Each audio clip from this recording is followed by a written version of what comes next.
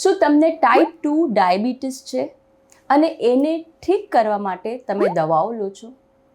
Type 2 ડાયાબિટીસનું management evolve થતું જાય છે અને દિન પ્રતિદિન નવી સારી દવાઓ માર્કેટમાં આવતી જાય છે. તો આમાંથી એક એવી દવા છે જે આપણા ભારતમાં અવેલેબલ છે અને એનું નામ છે રિબેલ્સિસ, જેનું બ્રાન્ડ નેમ છે, જેને સેમાગ્લુટાઇડના નામેથી ઓળખવામાં આવે છે. આ સેમાગ્લુટાઇડની દવા ભારતમાં છેલ્લા 1-2 વર્ષથી તો અવેલેબલ છે અને ડાયાબિટીસ માટે આ બહુ જ ફાયદાકારક છે. તો આજના આપણે આ વિડીયોમાં આ સેમાગ્લુટાઇડનું જે ઓરલ વર્ઝન છે રિબેલ્સિસ, એના વિશે થોડું ડિટેલમાં વાત કરીશું. જે સેમાગ્લુટાઇડના જે બોક્સ આવે છે જે દવાના, એની અંદર એક બહુ મોટું પ્રોડક્ટનું મોનોગ્રાફ હોય છે અને આ જે પ્રોડક્ટ મોનોગ્રાફ છે એની અંદર ઘણી ખરી અગત્યની માહિતીઓ લખેલી હોય છે. સ્વાભાવિક છે, આ માહિતી વધારે પડતી સાયન્ટિફિક અને મેડિકલ લેંગ્વેજવાળી હોય છે, એટલે જનરલ લોકોને, પબ્લિકને સમજવામાં એમાં મુશ્કેલ થતી હોય છે. તો આજના આ વિડીયોમાં આપણે આ દવાના વિશે ડિટેલમાં વાત કરશું કે શું આ પ્રોડક્ટ મોનોગ્રાફમાં લખેલું હોય છે જેથી સહી જાણકારી લોકોને થાય. તો એ બધા જ વિશે આપણે વાત કરીએ. નમસ્તે દર્શકો, સ્વાગત છે તમારું મારી આ યુટ્યુબ ચેનલ ઉપર. હું છું તમારી હોસ્ટ ડૉક્ટર તન્વી મયુર પટેલ, મુંબઈથી.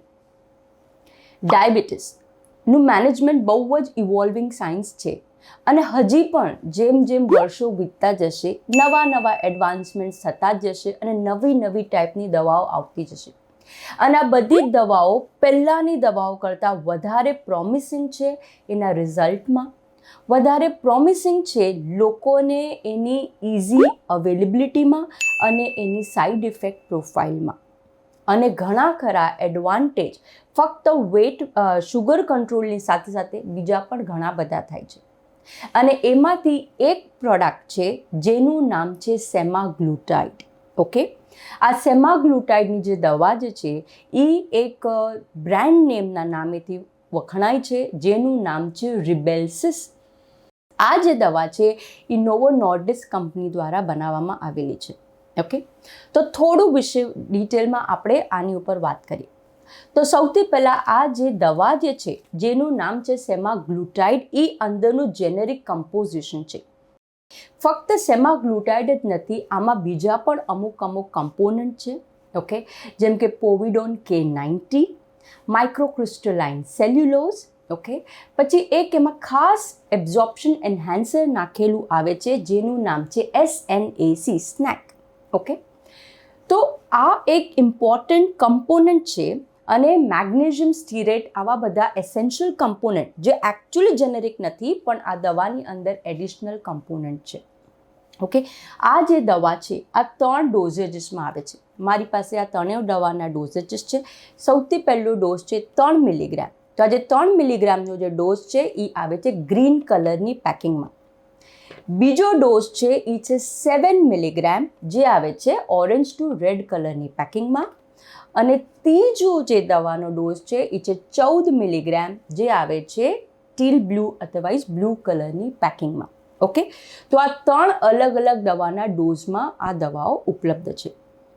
અગર આ દવાઓ તમે ખોલશો તો આની અંદરની જે ગોળી જે છે એ ઓવલ એટલે કે અંડા શેપની છે અને આ દવાની ઉપર 2 તરફ એમ્બોઝ કરેલું છે. એક બાજુ નોવો લખેલું છે જે આ કંપનીનું નામ છે અને બીજી બાજુ એમાં કયો ડોઝ છે. જો 3 મિલીગ્રામની છે તો 3, 7 મિલીગ્રામની છે તો 7 અને 14 મિલીગ્રામની છે તો 14, એવા નંબર્સ લખેલા હોય છે. એટલે જો તમે દવા ખોલશો તો તમને દવા જોઈને પણ ખબર પડી જશે કે આ કયો ડોઝ છે. આ ખાસ કરીને એના માટે ઇમ્પોર્ટન્ટ છે જ્યારે દવાના ડોઝ ચેન્જ થાય છે 3 થી 7, 7 થી 14, ત્યારે અગર જો તમારી પાસે પહેલાંનો સ્ટોક હોય તો તમને ખબર પડી શકે કે આ 3 મિલીગ્રામનો પાવર છે. ઓકે, તો આ જે દવા છે એ વ્હાઇટ ટુ લાઇટ યલો કલરની ઓવલ શેપની દવા છે. ઓકે, ઘણી ખરી વખતે લોકો પૂછે છે કે શું આ દવા જેનેરિકના નામેથી અવેલેબલ છે? જવાબ છે ના, હજી સુધી આ દવા જેનેરિક તરીકે ઉપલબ્ધ નથી. આ દવા જે છે એનું પેટન્ટેડ મોલિક્યુલ જે છે એ ફક્ત નોવો નોર્ડિસ્ક કંપની તરફથી જ છે આજની તારીખમાં. ઓકે, અને આ જે દવા જે છે એ એક સ્ટ્રીપમાં આવે છે, જેમાં 10 ગોળીઓ હોય છે, અને જેમ જેમ ડોઝ હોય એ પ્રમાણે એની પ્રાઇઝિંગ ચેન્જ થતી જાય છે. ઓકે, તો 3 મિલીગ્રામની આપણે વાત કરીએ તો આ દવાનું પ્રાઇસ છે 3,170 રૂપિયા. 7 મિલીગ્રામની વાત કરીએ તો એની પ્રાઇસ છે 3,520 રૂપિયા, અને 14 મિલીગ્રામની વાત કરીએ તો 3,870 રૂપિયા. આ આની MRP છે એઝ ઓફ ટુડે. ઓકે, તો આ દવાનું પેકેટ જ્યારે તમે ખોલશો તો આવું બહુ મોટું એક પ્રોડક્ટનું મોનોગ્રાફ છે. તો આજના વિડીયોમાં આપણે આ પ્રોડક્ટના મોનોગ્રાફને તમારી જનરલ નોલેજ માટે કેવી રીતે યુઝ થાય એના વિશે આપણે સમજીશું. ઓકે, તો જ્યારે પણ આ દવા ચાલુ કરવામાં આવે છે ત્યારે આ દવા શરૂઆતમાં 3 મિલીગ્રામના પાવરથી જ ચાલુ કરાય છે. ધીરે ધીરે જ આ દવાનો ડોઝ વધારાય છે, અને જ્યારે હું ધીરે ધીરે કહું છું તો યુઝ્યુઅલી 1 મહિના એટલે કે 30 દિવસ પછી ડોઝ ચેન્જ કરે છે. એની પાછળ 2 અગત્યના કારણ છે. સૌથી પહેલું રીઝન એ છે કે જ્યારે ડોઝ તમે ધીરે ધીરે વધારો તો દવા, કેમ કે નવું મોલિક્યુલ છે તમારા શરીરની અંદર, તો એના જે સાઈડ ઇફેક્ટ પ્રોફાઇલ છે એ ધીરે ધીરે કરીને આવે. તમારી બોડી એ દવાના મેડિસિનથી ધીરે ધીરે એડજસ્ટ થાય. બીજું, જ્યારે તમને આ દવા દેવામાં આવે ત્યારે 1 મહિનાના ફોલોઅપમાં તમારા શુગર પર એનું કેવું અસર છે એ પણ મોનિટર કરવામાં આવે છે. જો અગર શુગર મેનેજમેન્ટ તમારું એકદમ પરફેક્ટમાં આવી ગયું છે તો પોસિબલી દવાનો ડોઝ વધારવાની કદાચિત જરૂર ન પડે. એટલા માટે જ આ દવા 30 ડેઝના ગેપમાં યુઝ્યુઅલી ઇન્ક્રીમેન્ટ કરવામાં આવે છે. ઓકે, બીજું એક ઇમ્પોર્ટન્ટ સવાલ છે કે શું આ દવાના જે ડોઝ છે એ બધા જ વ્યક્તિઓમાં સેમ હોય છે? સી, આઈડિયલી દવાનો જે ડોઝ છે એ તમારા ઇન્ડિવિજ્યુઅલ મેડિકલ કેસ પર, તમારા શુગર મેનેજમેન્ટ પર ડિપેન્ડ કરે છે. પણ યુઝ્યુઅલી જ્યારે આ દવા જ્યારે આપણે એડલ્ટમાં દઈએ છીએ તો તમારી કઈ ઉંમર છે, ચાલે તમે 19 વર્ષના યંગ પર્સન છો કે તમે 60 વર્ષના સિનિયર સિટીઝન છો, ઓકે, એજ તમારી મેલ છો કે ફિમેલ છો, મહિલા છો કે પુરુષ છો, તમે એશિયન પોપ્યુલેશન છો કે તમે બીજી કોઈ કન્ટ્રીના પોપ્યુલેશન છો, આ બધા રેસ, એથનિસિટી, એજ, સેક્સ, આ બધા જેન્ડર, આ બધાથી આ દવાના ડોઝમાં બહુ મોટા વેરિએશન નથી. નોટ ઓનલી ધેટ, અગર તમને લિવરના, કિડનીના કોઈ ઇશ્યુ હોય તો પણ લગભગ ડોઝ ટાઇટ્રેશનની જરૂર નથી હોતી. એટલે આ દવા જે છે એના ડોઝેજ યુનિફોર્મ છે આ બધી જ ટાઈપના પોપ્યુલેશનમાં. ઓકે, નેક્સ્ટ ઇમ્પોર્ટન્ટ સવાલ છે કે આ દવા શું નાના બાળકોએ લઈ શકાય? જવાબ છે નહીં. આ દવા પીડિયાટ્રિક પોપ્યુલેશનમાં નથી રેકમેન્ડેડ. 18 વર્ષથી ઉપરના લોકો માટે, એડલ્ટ લોકો માટે આ દવા આવેલી છે. ઓકે, નેક્સ્ટ, અગર તમે મહિલા છો તો શું, અગર ખાસ કરીને અગર તમે પ્રેગ્નન્ટ છો તો શું આ દવા લેવાય?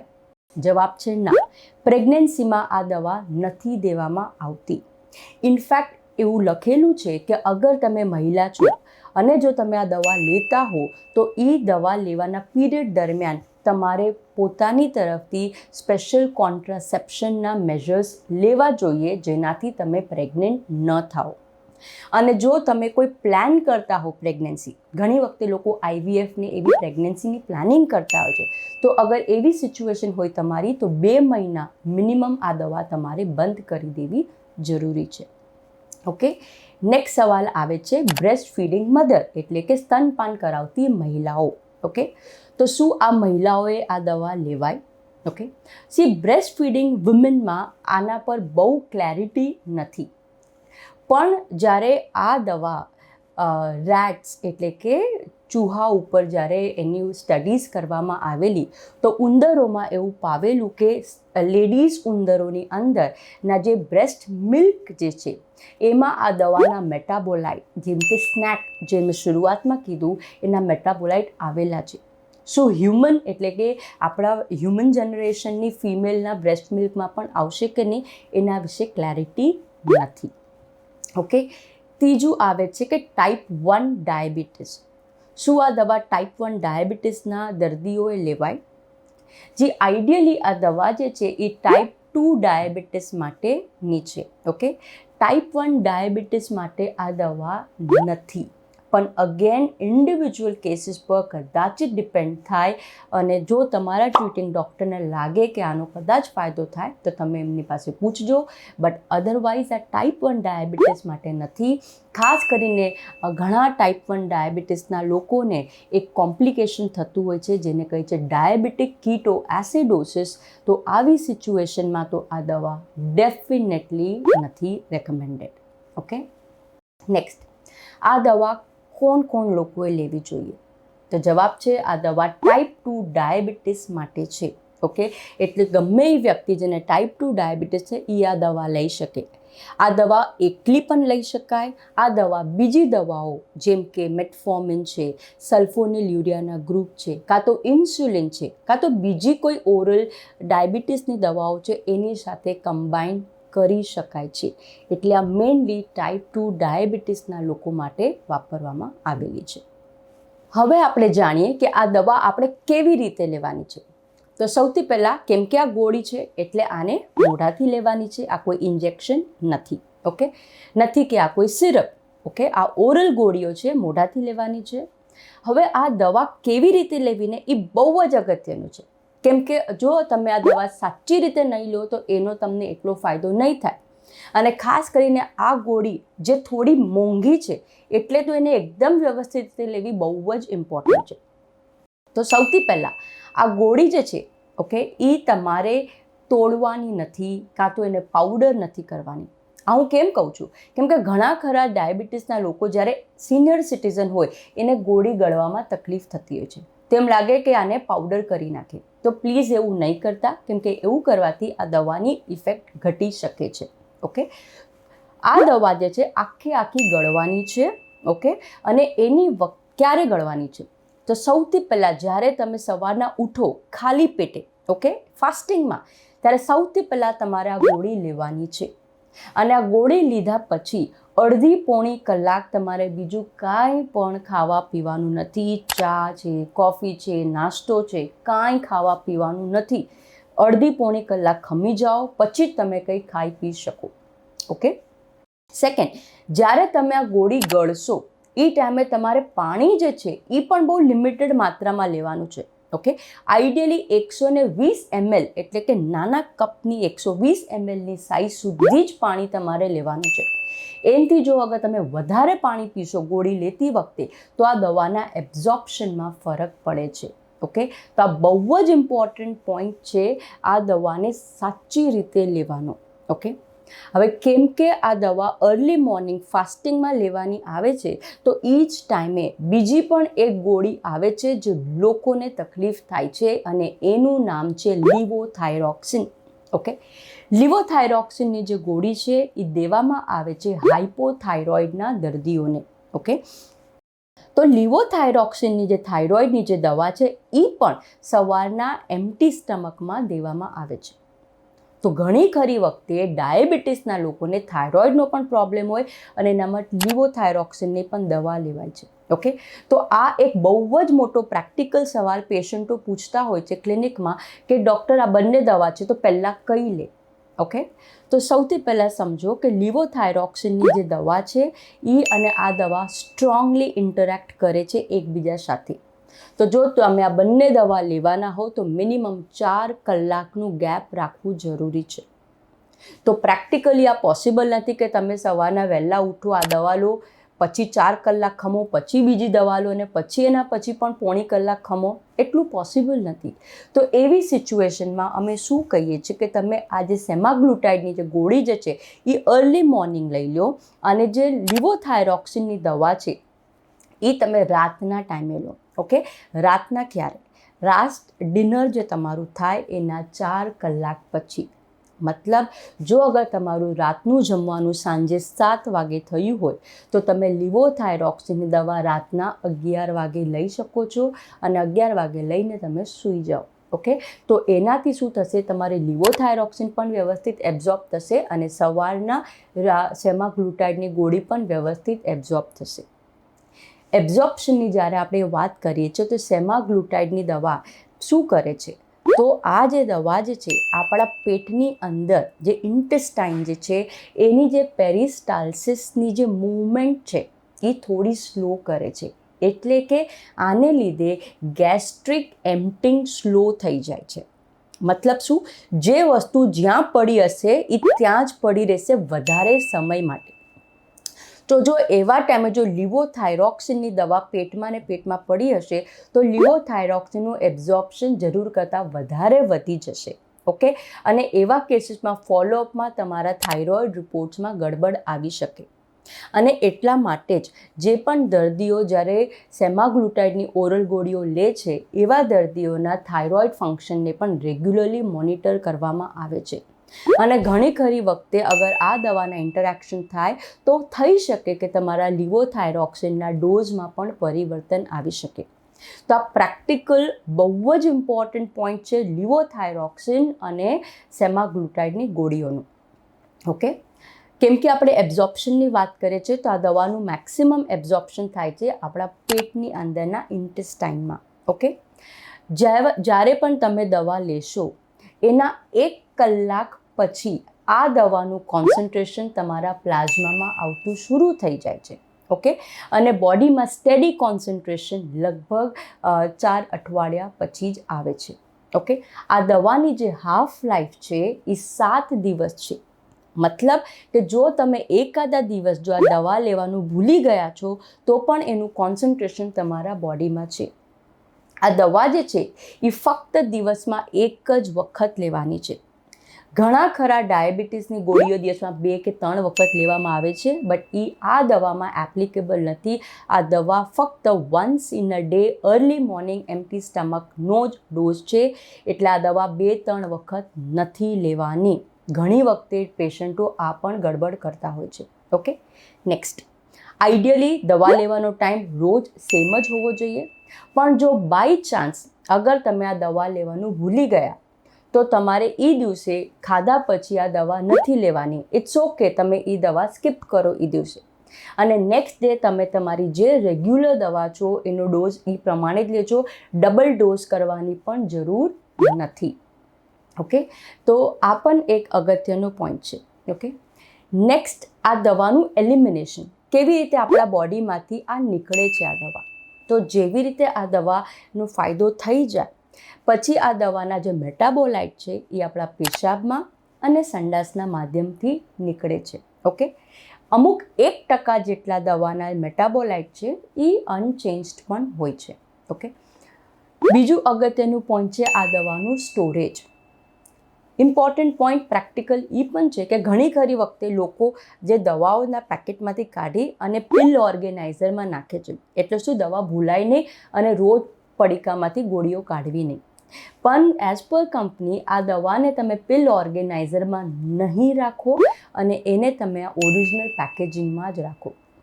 આ દવાનું જે સ્ટોરેજ છે એ ડાયરેક્ટ સનલાઇટથી એવોઇડ કરો. બહુ વધારે મોઇશ્ચર હોય, ભેજ હોય એવી જગ્યાએથી એવોઇડ કરો અને 15 થી 20 ડિગ્રીના ટેમ્પરેચરમાં આઈડિયલ છે. જેટલું બની શકે એટલી આ દવા જે છે નાના બાળકો છે અને ખાસ કરીને પેટ્સ, અગર તમારા ઘરમાં કૂતરા કે બિલાડી પાળેલા જાનવર હોય એનાથી પણ દૂર રાખો, કેમ કે બાય મિસ્ટેક અગર એ ખાઈ લેશે તો એમના બોડીમાં પ્રોબ્લેમ્સ આવી શકે. તો આ બધા પોઈન્ટ્સ પર પણ તમારે ધ્યાન દેવાની જરૂર છે. બીજો એક ક્વેશ્ચન લોકોનો હોય છે કે ડૉક્ટર આ દવા ક્યાં સુધી લેવી પડશે? ડાયાબિટીસનું મેનેજમેન્ટ જે છે એ લાઈફ લોંગ મેનેજમેન્ટ છે. પછી તમારું શુગર કંટ્રોલ એ સૌથી ઇમ્પોર્ટન્ટ ગોલ છે. તો તમારા ઇન્ડિવિજ્યુઅલ કેસ પર ડિપેન્ડ થઈ શકે. જો તમારી લાઇફસ્ટાઇલ મોડિફિકેશન સારી છે, સારી રીતે એક્સરસાઇઝ કરો છો, ખાવા પીવામાં પ્રોબ્લેમ્સ નથી અને તમારું સ્ટ્રેસ મેનેજમેન્ટ બરાબર છે, સ્લીપ મેનેજમેન્ટ બરાબર છે, તો થઈ શકે કે તમારી ફક્ત લાઇફસ્ટાઇલથી ડાયાબિટીસ મેનેજ થઈ જાય. પણ અગેન હર એક કેસ ઇન્ડિવિજ્યુઅલ છે. તો જ્યાં સુધી ડાયાબિટીસને તમારે મેનેજ કરવાનું ઇમ્પોર્ટન્ટ છે ત્યાં સુધી ગોળીઓ લેવું કદાચિત ઓપ્શનલ હોઈ શકે. પણ જો અગર તમારા ઇન્ડિવિજ્યુઅલ કેસ પ્રમાણે દવાઓની જરૂર હોય તો ડેફિનેટલી આ દવા તમને લેવી પડી શકે. તમારા ટ્રીટિંગ ડૉક્ટર તમને કહી શકશે. ઓકે, બટ ડાયાબિટીસનું મેનેજમેન્ટ ઇઝ ઇમ્પોર્ટન્ટ. કઈ રીતે મેનેજમેન્ટ કરવું એ કેસ ટુ કેસ ડિપેન્ડ છે. ઓકે, નેક્સ્ટ, ઘણી વખતે લોકો મને એ સવાલ પૂછે છે કેમ કે આ દવા ખાસ કરીને બહુ મોંઘી છે, તો કે ડૉક્ટર આની અસર કેવી રીતે આવશે ને કેટલું ફાસ્ટ થશે? તો પ્લીઝ અન્ડરસ્ટેન્ડ કરો કે આ દવા જે છે એની અસર તમારા બોડીમાં શુગર મેનેજમેન્ટમાં સારી દેખાવા માંડે એના માટે ઓછામાં ઓછું મહિનો તો લાગશે જ. ઓકે, આ ઇન્સ્યુલિન જેવી ફાસ્ટ એક્ટિંગ દવા નથી કે હમણાં તમે આપો ને અમુક કલાકમાં તમને એનું ઇન્સ્ટન્ટ રિઝલ્ટ મળે. તો પેશન્સ રાખવું સૌથી પહેલાં અગત્યનું છે. ઓકે, નેક્સ્ટ વાત કરીએ સાઈડ ઇફેક્ટ્સ. જી હા, સાઈડ ઇફેક્ટ્સ ઉપર આ દવાનું મેક્સિમમ ભાર છે અને ઘણા બધા લોકોને આના વિશે જાણકારી નથી. ઓકે, તો લેટ્સ અન્ડરસ્ટેન્ડ સાઈડ ઇફેક્ટ્સ. તો જે સાઈડ ઇફેક્ટ જે છે એ જરૂરી નથી કે ડોઝ ડિપેન્ડન્ટ હોય. ઘણી વખતે જે સાઈડ ઇફેક્ટ છે એ સર્ટન ડોઝમાં વધારે જોવામાં આવે છે, જેમ કે નોઝિયા, વોમિટિંગ એવા સાઈડ ઇફેક્ટ 7 મિલીગ્રામના પાવરમાં વધારે જોવામાં આવે છે. અને જ્યારે કોન્સ્ટિપેશન એટલે કે કબજિયાત 14 મિલીગ્રામના પાવરમાં વધારે જોવામાં આવે છે. તો સાઈડ ઇફેક્ટ શું થશે એ પણ ઇન્ડિવિજ્યુઅલ ટુ ઇન્ડિવિજ્યુઅલ ડિપેન્ડન્ટ છે.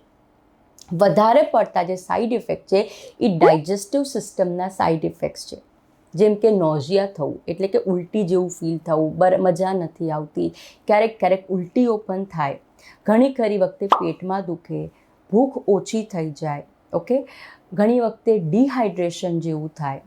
તો આ વધારે પડતા જે સાઈડ ઇફેક્ટ છે એ ડાયજેસ્ટિવ સિસ્ટમના છે. અમુક પેશન્ટને લૂઝ મોશન્સ પણ થઈ શકે છે. જરૂરી નથી બધાને બધા જ સાઈડ ઇફેક્ટ થાય, પણ મોસ્ટલી આ સાઈડ ઇફેક્ટ જોવામાં આવે છે. અને આ સાઈડ ઇફેક્ટ જે છે અમુક ટાઈમ પછી ઓટોમેટિકલી નીકળવા માંડે છે. અને સાઈડ ઇફેક્ટ ઓછા થાય એના માટે જ તમને આ દવાનો જે ડોઝ છે એ ધીરે ધીરે અપટાઇટ્રેટ કરવામાં આવે છે. ઓકે, ઘણી વખતે લોકોને એ હોય છે કે આ દવા લેવાથી હેર લોસ કે વાળ ખરવાના ચાલુ થાય છે. વાળ ખરવા એ પોતાનામાં એક મોટી મેડિકલ કન્ડિશન છે. ઓકે, ઓફકોર્સ કેમ કે આ દવા લેવાથી થોડું વજન ઘટે છે એના લીધે કદાચિત વાળ ખરવાનું આવી શકે. પણ સાથે સાથે તમે એ પણ જોઈ લો કે તમારા શરીરમાં ન્યુટ્રિશનની કમી તો નથી, એનિમિયા તો નથી, થાઇરોઇડની પ્રોબ્લેમ્સ તો નથી. અને આ બધા ઇશ્યુઝ અગર એને ટેકલ નહીં કરો તો પણ હેર લોસ થઈ શકે છે. ઓકે, જ્યારે આપણે સાઈડ ઇફેક્ટ્સની વાત કરીએ છીએ તો અમુક પોઈન્ટ્સ જે છે એ આ દવાના બહુ ખાસ યુનિક છે. ઓકે, અને આ જે સાઈડ ઇફેક્ટ છે એ એટલા કોમન નથી, પણ હાવેવર આ પ્રોડક્ટના મોનોગ્રાફમાં એને મેન્શન કરેલું છે. સૌથી પહેલાં આવે છે હાર્ટ રેટ. ઓકે, અમુક લોકોમાં આ દવા લેવાથી હાર્ટ રેટ એટલે કે દિલના ધબકારા વધી જાય છે. ઓકે, જેને આપણે ટેકીકાર્ડિયા કહીએ મેડિકલ ભાષામાં.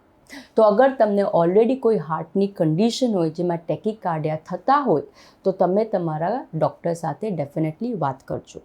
ઓકે, બીજું પોઈન્ટ છે એ છે કે આ દવાની અસર તમારા થાઇરોઇડ ઉપર. ઓકે, તો ખાસ કરીને આ સ્ટડીઝમાં આવેલું છે એ છે ઉંદરોની અંદર. ઓકે, તો ઉંદરોની અંદર થાઇરોઇડના એક ખાસ કરીને મેડ્યુલરી થાઇરોઇડ કાર્સિનોમા, જેમ કે થાઇરોઇડમાં સી સેલના જે ટ્યુમર્સ છે એ જોવામાં આવેલા છે. ઓકે, પણ એની બહુ ખાસ પુખિયાત માણસોમાં નથી. ઓકે, પણ જો એનો મતલબ એ નથી કે બધા જ લોકો જે આ દવા લે છે એને થાઇરોઇડના આ કેન્સર માટે રેગ્યુલર સ્ક્રીનિંગ કરવાની જરૂર છે. પણ જો તમને કે તમારા પરિવારમાં કોઈને પણ થાઇરોઇડના આવા કેન્સર છે તો આ દવા તમારા માટે નથી બરાબર. એટલું જ નહીં, જો તમને આ દવાની અંદરના કેમિકલ કમ્પોઝિશનની કોઈ પણ હાઇપર સેન્સિટિવિટી છે, કાં તો પછી તમને એક ખાસ કરીને મલ્ટિપલ એન્ડોક્રાઇન નિયોપ્લાઝમ જેને MEN2ના નામથી ઓળખાય છે, જો અગર એવું હોય તો પણ આ દવા તમારા માટે નથી. ઓકે, તો એવું નથી કે આ દવાથી તમને થાઇરોઇડના કેન્સર થવાના છે. આના પર હ્યુમન લોકોમાં બહુ વધારે કોઈ ખાસ પુખિયાત વસ્તુઓ નથી મળેલી. ઓકે, ત્રીજું પોઈન્ટ છે એ છે લીવર. ઓકે, આ દવા લીવર પર કોઈ એવી પ્રોબ્લેમ્સ નથી ક્રિએટ કરતી. એટલે જો તમને લીવરના માઇલ્ડ, મોડરેટ, સિવિયર કોઈ ઇશ્યુ હોય તો એવું નથી કે આ દવા કોન્ટ્રાઇન્ડિકેટેડ છે, બટ અગેન તમારા ટ્રીટિંગ ડૉક્ટર ડિસાઇડ કરશે. ઓકે, બીજું એક પોઈન્ટ છે એ છે એક્યુટ પેન્ક્રિયાટાઇટિસ. ઓકે, પેન્ક્રિયા જે છે એ આપણા પેટની અંદરનું એક ઇમ્પોર્ટન્ટ ગ્લેન્ડ છે. ઓકે, આ પેન્ક્રિયાની ગ્રંથિ આપણા શરીરનું ઇન્સ્યુલિન હોર્મોન પણ બનાવે છે, સાથે સાથે ડાયજેશનના અમુક ઇમ્પોર્ટન્ટ એન્ઝાઇમ્સ પણ બનાવે છે, જેમ કે અમાઇલેઝ અને લાઇપેઝ. ઓકે, ઘણા ખરા લોકોને આ દવા લીધા પછી એક્યુટ પેન્ક્રિયાટાઇટિસ થઈ શકે છે. તો જો અગર તમને આ દવા લીધા પછી અચાનક બહુ પેટમાં દુખતું હોય, સાથે સાથે ઉલટી જેવું થતું હોય, તો એવા કેસીસમાં એક્યુટ પેન્ક્રિયાટાઇટિસ હોઈ શકે છે. અને જો અગર હોય તો દવા તમારે ઇમિડિયેટલી બંધ કરવાની છે. પાછી રિસ્ટાર્ટ નહીં કરો તો સારું રહેશે, અને એ ટાઈમે તમારે એક્યુટ મેનેજમેન્ટ તમારા કેસ પ્રમાણે હેન્ડલ કરવું પડશે. ઓકે, બીજો એક પોઈન્ટ છે લો બ્લડ શુગર, જેને કે હાઇપોગ્લાયસીમિયા. ઓકે, ખાલી અગર તમારી જો આ જ દવા ચાલુ હશે તો એટલું હાઇપોગ્લાયસીમિયા નથી થતું, પણ જો ઓફકોર્સ તમે સલ્ફોનિલ કે ઇન્સ્યુલિન જેવી દવાઓ લેતા હશો તો થઈ શકે કે તમને હાઇપોગ્લાયસીમિયા થઈ શકે. તો અગેન બધી દવાઓનો ડોઝ પર તમારે ધ્યાન દેવાની જરૂર છે. બીજો એક પોઈન્ટ છે એ છે ગોલ બ્લેડરના સ્ટોન. ઓકે, આપણા લીવરની નીચે ગોલ બ્લેડર છે, જેની અંદરના ફંક્શનિંગમાં પણ ઘણી વખતે પ્રોબ્લેમ્સ આવી શકે છે. તો જો આ દવા લીધા પછી તમને ગોલ બ્લેડરમાં સ્ટોન છે કાં તો ગોલ બ્લેડરમાં સોજો આવી ગયો છે, તો કદાચ તમને આ દવા ડિસ્કન્ટિન્યુ કરવામાં આવે.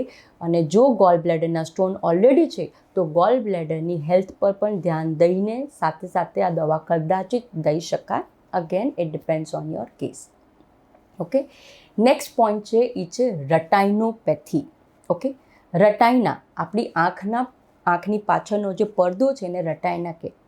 ડાયાબિટીસ જ્યારે અનકન્ટ્રોલ હોય તો રટાઇનાના પ્રોબ્લેમ્સ આવતા હોય છે, જેને એક રટાઇનોપેથી કહીએ છીએ.